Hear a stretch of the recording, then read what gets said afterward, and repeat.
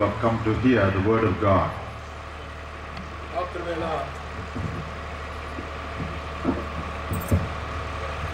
దేవుని వాక్యాన్ని వినడానికి ఇంతమంది దేవుని ప్రజలు ఇలా సమకూడడం ఎంత సంతోషదాయకమైన సంగతో. We have been listening to the word of God for ages. తరములుగా మనము దేవుని యొక్క వాక్యాన్ని తరతరాలుగా వింటూనే ఉన్నాం. Every year we have so many meetings where so many of God's servants minister the word. సంవత్సరాల తరబడి సంవత్సరము అనేకమైన సభలు, మీటింగులు, దేవుని దాసులు అద్భుతమైన దేవుని వర్తమానాలు అందిస్తూ వస్తున్నారు. But very often we hear the word of God, we appreciate it, and we just go back. వాక్యం విన్న తర్వాత అభినందించి మనము వెళ్ళిపోతాం. Nothing happens in our life. మన జీవితాలలో ఆ వాక్య ప్రభావం ఎంత మాత్రం ఉండడం లేదు. It's my prayer that this meeting may be of a different kind. ఈ సభలు ఒక ప్రత్యేకతను సంతరించుకోవాలని నేను ప్రార్థన చేస్తూ ఉన్నాను. As the servants of God minister the word of God, it should bring about transformation and change in the lives of people.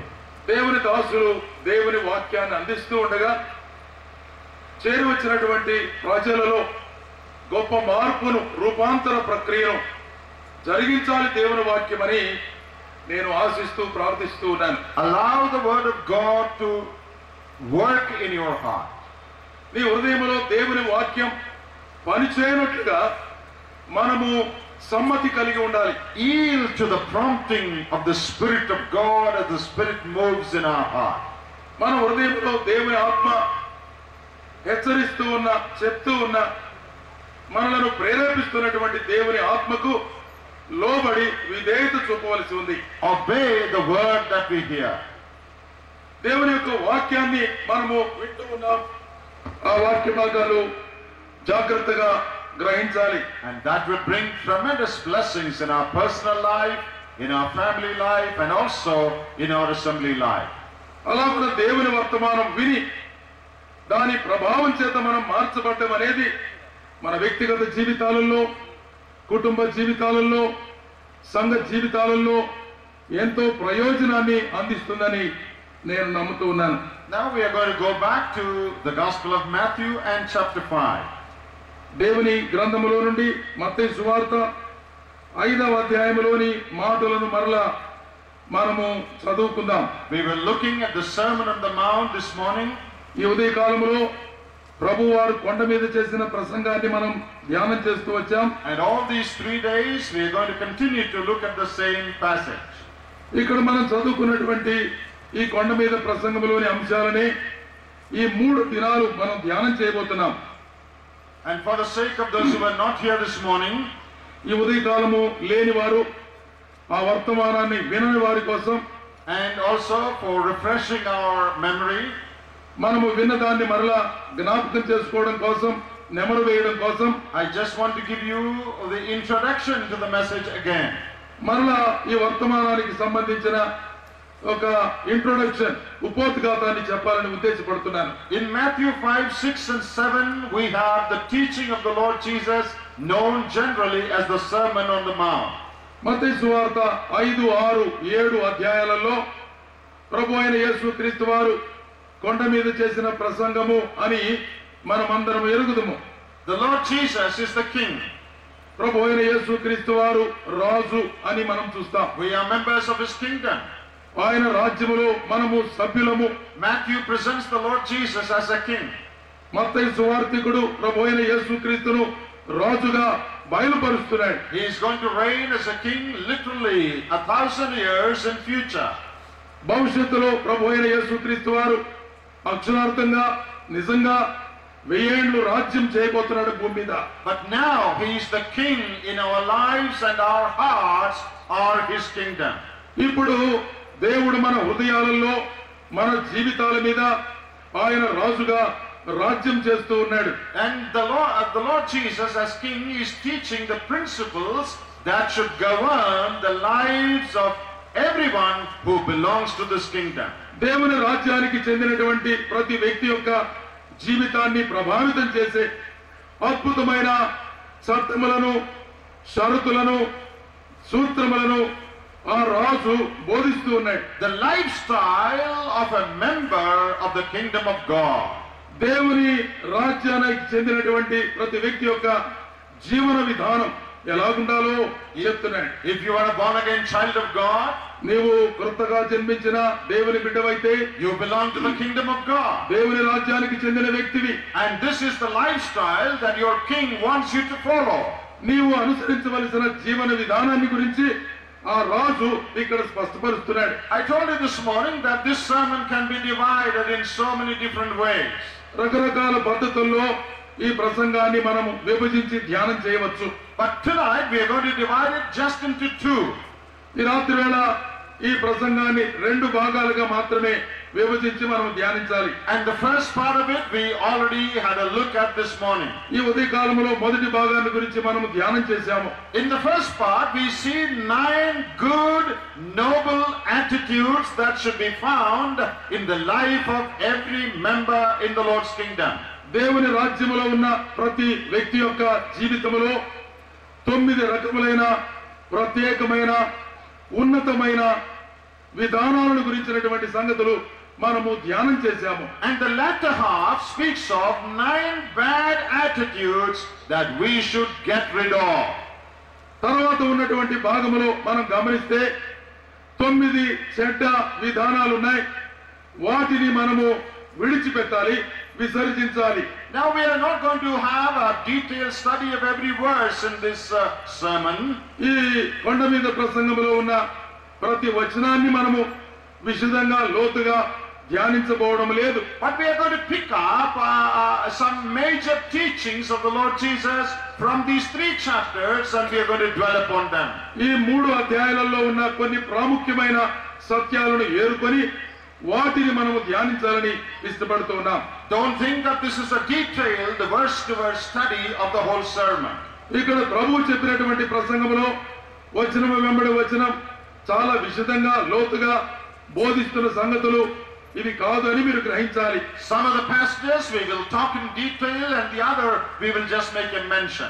కొన్ని విషయాలు మనము కొంచెం లోతుగా చూస్తున్నాము, కొన్ని ఊరికే ప్రస్తావించుకొని దాటిపోతున్నాం. Now the first part, the 9 good attitudes are found in verses 1 to 12. మొదటి భాగంలో ఉన్నటువంటి 9 మంచి ఉన్నతమైన మరి విధానాలను మొదటి వచనము నుండి 12వ వచనం వరకు మనం చూడగలిగాం. I explained each one of them this morning. ఈ ఉదయకాలంలో ఒక్కొక్క దాని గురించి నేను వివరించాను. Poverty of spirit, ఆత్మ విషయమైన దీనత్వం, an attitude of mourning, అదుగో దుఃఖపడే విధానం, an attitude of meekness, అలాగే సాత్వికత్వం కలిగి ఉండడం, a hunger and thirst after righteousness, నీతి కొరకు ఆకలి తప్పులు కలిగి ఉండడం, a merciful attitude, కనికరము కలిగిన విధానం, purity of heart, హృదయ శుద్ధి కలిగి ఉండడం, and an attitude of a peacemaker, సమాధాన పరిచే విధానం, and being willing to be persecuted for righteousness' sake and also for the Lord's sake. నీతి నిమిత్తము అలాగే ప్రభు చెప్తున్నాడు నా నిమిత్తము హింసించబడుట అనేటువంటి ధాన్యత చెప్పాడు. These are the 9 good attitudes that should be found in our heart. మన హృదయాలలో ఈ 9 రకాల మంచి విధానాలు మనము కలిగి ఉండాలి. I also told you that the Jewish religion emphasized on the external piety, external form of godliness. యూదా మతస్థులు, యూదా మతములో ఉన్న పరిసయ్యులు, శాస్త్రులు బహిరంగమైన వెలుపల కనిపించే చర్యలకే ప్రాధాన్యత ఇచ్చారు. There was no emphasis on the internal attitude, the condition of the heart. హృదయం యొక్క స్థితిని బట్టి గాని అంతరంగంలో ఉన్న విధానాన్ని బట్టి గాని ఎంత మాత్రము ప్రస్తావన ప్రాధాన్యత లేకుండా బహిరంగమైన క్రియలకే ప్రాధాన్యత ఇచ్చారు. But the Lord Jesus emphasizes the attitude of our heart, the condition of our heart. కానీ యేసు ప్రభు వారు మానవుని హృదయ స్థితిని గురించినటువంటి గట్టిగా ప్రస్తావించడం జరిగింది. And we also saw that if you maintain these good attitudes, you are like the salt of the earth and the light of the world.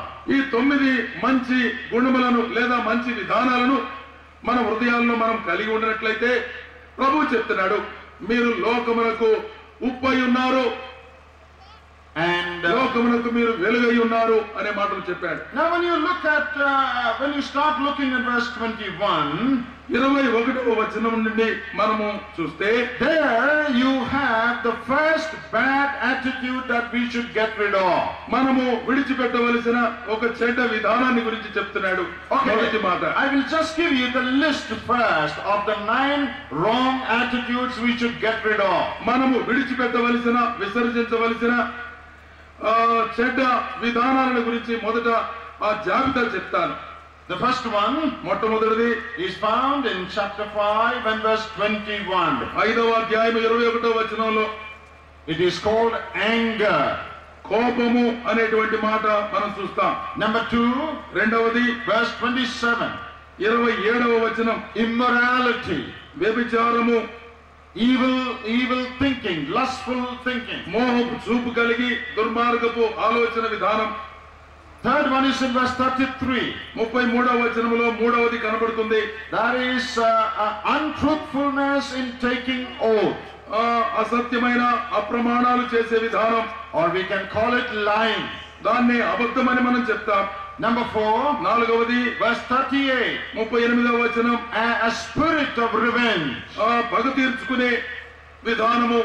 Number 5, ఐదవది verse 43. 43వ వచనం, Partiality in love. That is loving somebody and not loving someone else. ఒకరిని ప్రేమించడము ఒకరిని ద్వేషించడం అనే ప్రేమలో విభేదం కలిగి పక్షపాత వైఖరి కలిగి ఉండడం. And the 6th one, ఆరవది chapter 6 and verse 1. 6వ అధ్యాయం మొదటి వచనం, That is seeking the honor of men. మనుషుల యొక్క ఘనతను కోరుకోవడం. 7th one, 7వది chapter 6 verse 20. 20వ వచనం 6వ అధ్యాయంలో, That is covetousness. Love for money. డబ్బు కొరకైన ఆశ, ధనాశ, 8th one, ధనాపేక్ష.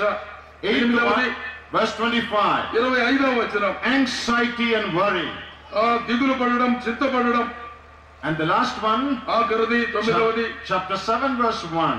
7వ అధ్యాయం మొదటి వచనం, Judgmental attitude, judging others. అది ఇతరులను తీర్పు తీర్చే మనస్తత్వం. Let me say that again. మరొకసారి చెప్తున్నాను.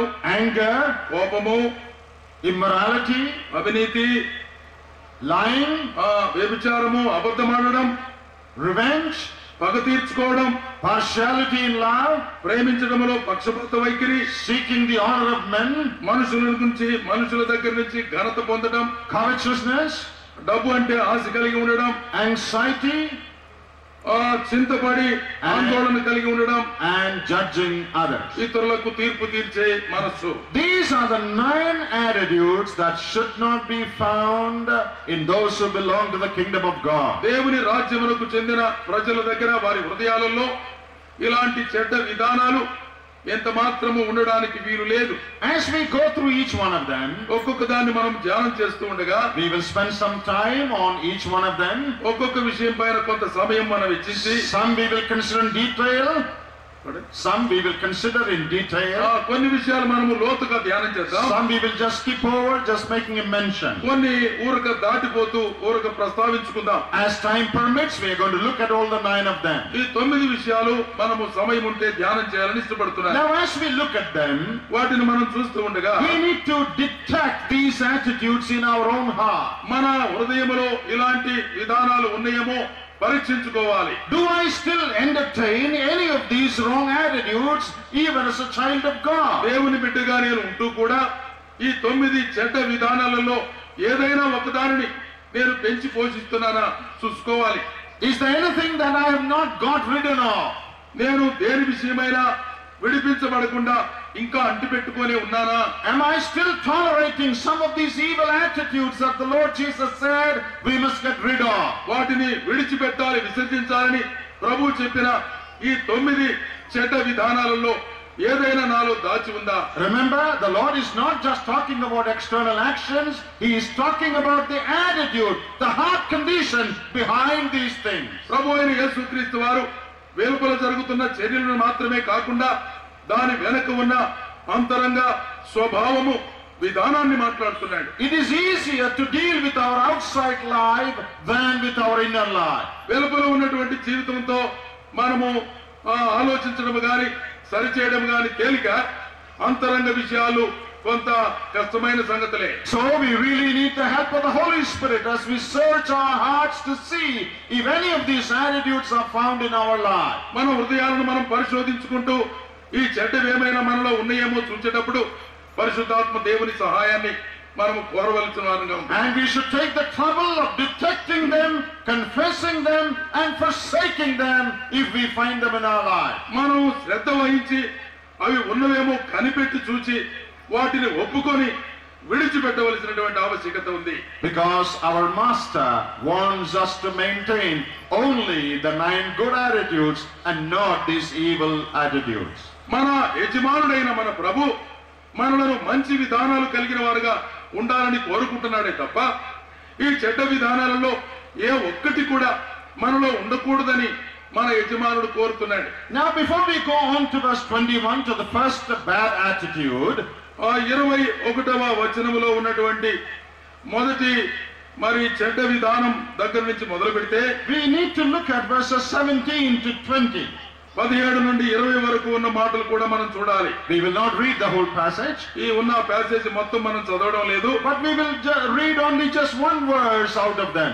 వాటిలో నుంచి ఒక వచనం మనం చదువుదాం. Now in verse 17 onwards, 17 నుండి మనం గమనిస్తే the Lord Jesus speaks about the law and the prophets. ధర్మశాస్త్రముల గురించి ప్రవక్తల గురించి ప్రభు మాట్లాడుతున్నాడు. In verse 17 he said, I have not come to remove or nullify the law or the prophets. ధర్మశాస్త్రములైనా ప్రవక్తల వచనములైనా నేను కొట్టివేయడానికి వచ్చానని తలంచవద్దు. It is the word of God. దేవుని వాక్యం అది. It stands forever. నిత్యము నిరంతరము నిలిచే The Old Testament scriptures also form a part of the word of God. ఆ పాత నిబంధన గ్రంథములో ఉన్న లేఖనములు కూడా దేవుని వాక్యములో భాగమే. And we need to observe them and we need to obey, to teach them. వాటిని మనము గమనించాలి, ధ్యానించాలి, బోధించాలి కూడా. But in verse 20 the Lord Jesus makes a very important statement. 20వ వచనములో ప్రభు ఒక ప్రాముఖ్యమైన సంగతిని చెప్తున్నాడు. That unless your righteousness exceeds the righteousness of the scribes and Pharisees, you will by no means enter the kingdom of heaven. శాస్త్రుల నీతి కంటేను పరిసయ్యుల నీతి కంటేను మీ నీతి అధికము కాని ఎడల మీరు పరలోక రాజ్యములో ప్రవేశింపరు అని మీతో చెప్పుచూ ఉన్నానని ప్రభు చెప్తున్నాడు. Now I am going to say something very important. You need to listen carefully so that you will understand what we are going to study. మనము ఏమి ధ్యానం చేయబోతున్నామో దాన్ని అర్థం చేసుకోవాలంటే నేను చెప్పబోయే ఈ సంగతిని చాలా క్షుణ్ణంగా శ్రద్ధగా మీరు ఆలకించాలి. In the Sermon on the Mount, కొండ మీద చేసిన ప్రసంగంలో the Lord Jesus repeatedly says, you have heard. మీరు విన్నట్టుగా అని ప్రభు పదే పదే చెప్తున్నాడు. Or it has been told to you. మీకు ముందుగానే చెప్పబడింది అని అంటున్నాడు. And then he said, but I say unto you. అయితే నేను మీతో చెప్పున్నది ఏమనగా అంటున్నాడు. You know, you can see that repeatedly. చాలా సార్లు పదే పదే ఆ మాటలు ప్రస్తావించడం మనం చూస్తాం. In verse 21 he says, you have heard it said. అదిగో 21వ వచనములో ఈ చెప్పబడిన మాట మీరు విన్నారు అంటున్నాడు. But in verse 22 he says, but I say unto you. అయితే 22వ వచనములో అంటున్నాడు, నేను మీతో చెప్పున్నది ఏమనగా. Verse 33 and 34 the same thing. 33, 34 వచనాల్లో కూడా అదే మాటలు చెప్పబడ్డాయి. Verse 38 says, you have heard. 38వ వచనములో ఈ చెప్పబడిన మాట మీరు విన్నారు కదా. 39 but I say unto you. 39వ వచనములో అంటున్నాడు, నేను మీతో చెప్పున్నది ఏమనగా. Verse 43 you have heard. 43వ వచనములో చెప్పబడిన మాట మీరు విన్నారు. But I say unto you, verse 44. నేను మీతో చెప్పున్నది ఏమనగా ఆయన 44వ వచనంలో. So repeatedly the Lord says, you have heard thus, but I say unto you. మీరు చెప్పబడిన మాట విన్నారు, నేను మీతో చెప్పున్నది ఏమనగా అని పదే పదే ప్రభు ప్రస్తావిస్తున్నాడు. Now when you read this, it would appear that the Lord Jesus is correcting the law. ధర్మశాస్త్రములో ఉన్నటువంటి విషయాలను ప్రభు సరిచేస్తున్నట్టుగా మనకు అర్థమవుతుంది. As if there is some mistake in the Old Testament. పాత నిబంధనలో లోపం ఉన్నట్టుగా ఆయన వాటిని సరిచేస్తున్నాడు. But that is not what the Lord is doing. కానీ ప్రభు అలా చేయడం లేదు. Now this is a very important point that we should understand. మనం అర్థం చేసుకోవాల్సిన ప్రాముఖ్యమైన మాట ఇది. When the Lord said, you have heard it said, ఇదిగో మీరు చెప్పబడిన మాట విన్నారు కదా, or it had been taught to your fathers, అదిగో మీ తండ్రులకు ఈ మాటలు బోధించబడ్డాయి. he is referring to the teaching of the Pharisees and the rabbis. పరిసయ్యులు రబ్బీలు బోధించినటువంటి బోధను జ్ఞాపకం చేస్తున్నాడు. What their rabbis taught about the scriptures. ఈ లేఖనాల గురించి రబ్బీలు ఏమి బోధించారో చెప్తున్నాడు. He is not referring directly to what the scripture says, but what their teachers taught about the scripture. ధర్మశాస్త్రం ఏం చెప్పిందో అన్న మాట కాకుండా వారి బోధకులు ఏం బోధించారో చెప్తున్నాడు ప్రభు. You know, when the Lord speaks about the scripture, he doesn't say you have heard, he would always say it is written. ఆ లేఖనాల గురించి ప్రభు చెప్పేటప్పుడు ఎప్పుడైనా కూడా మీరు విన్నారు కదా అనే మాట అనకుండా లేఖనములలో వ్రాయబడి ఉన్న ప్రకారం అనేవాడు. You have heard it said. మీరు విన్న మాట ప్రకారంగా అంటున్నాడు ఇక్కడ. How did they hear? ఎలాగ విన్నారు వారు? Their teachers taught them so. బోధకులు ఉన్నారు, వారు వారికి బోధించారు కనుక విన్నారు. So it is not directly referring to the law or the Old Testament, it is referring to the interpretation their teachers had given to the law. ధర్మశాస్త్రాన్ని గాని పాత నిబంధన లేఖనాలను గాని ప్రభు నేరుగా తప్పు పట్టడం లేదు గాని వారి బోధకులు ఏమని వారికి బోధించారో దాని గురించి చెప్తున్నాడు. There is another important thing we need to understand. మనం అర్థం చేసుకోవాల్సిన మరొక ప్రాముఖ్యమైన విషయం. The children of Israel were in Babylonian captivity for long years. అదిగో ఈ దేవుని ప్రజలైన వారు బబులోను చెరలో చాలా సంవత్సరాలు వారు ఉన్నారు. And many of them ceased to know their original language, the Hebrew language. వారికి ఉన్నటువంటి హెబ్రూ భాష వారు మర్చిపోయారు.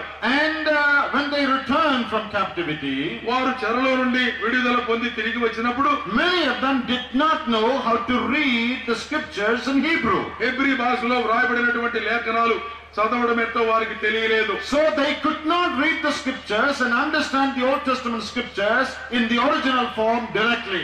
నేరుగా ధర్మశాస్త్ర గ్రంథాన్ని హెబ్రీ భాషలో ఉన్న ఆ లేఖనాలు వారు చదవడానికి రాక నేరుగా చదవలేకపోయారు, గ్రహించలేకపోయారు. So they had to depend on what their teachers said. అందుకనే వారు బోధించే బోధకుల మీద ఆధారపడి ధర్మశాస్త్రం ఏం చెప్తుందో వారు విన్నారు.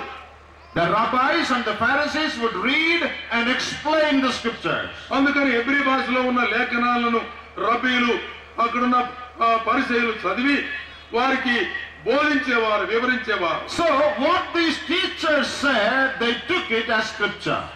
వారు బోధకులు ఏమి బోధించారో అవే లేఖనాలని భావించారు. But they couldn't check it themselves because they didn't know the Hebrew language. వారు బోధించింది సరిగ్గా ఉందా లేదా అన్న సంగతి మరి పరీక్షించడానికి, పరిశోధించడానికి వారికి హెబ్రీ భాష రాదు. But when the teachers taught this, ఈ బోధకులు వారికి బోధించినప్పుడు they gave their own interpretation to the law. వారు ఏం అర్థం చేసుకున్నారో ధర్మశాస్త్రాన్ని వారికి ఇష్టం వచ్చినట్టుగా మలచి చెప్పారు. I will show you some examples later. కొన్ని ఉదాహరణలు దాని విషయంలో మీకు చూపిస్తాను. It is not exactly what the law said, but it is their interpretation of the law.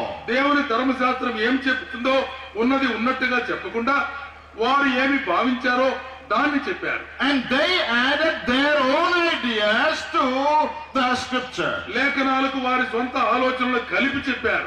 And they added their traditions to the scripture. వారికి ఉన్న ఆచార వ్యవహారాలు లేఖనాలతో జోడించి చెప్పారు. So what the people got from their teachers is not the actual law or the scriptures, but the mixed up interpretation of the rabbi. అందుకనే దేవుని ప్రజలైన ఇశ్రాయేలీయులు దేవుని ధర్మశాస్త్రములో ఉన్నవి ఉన్నట్టు కాకుండా వారి బోధకులు కలిపి చెప్పిన మాటలే వారు విన్నారు. But the hearers took it as scripture.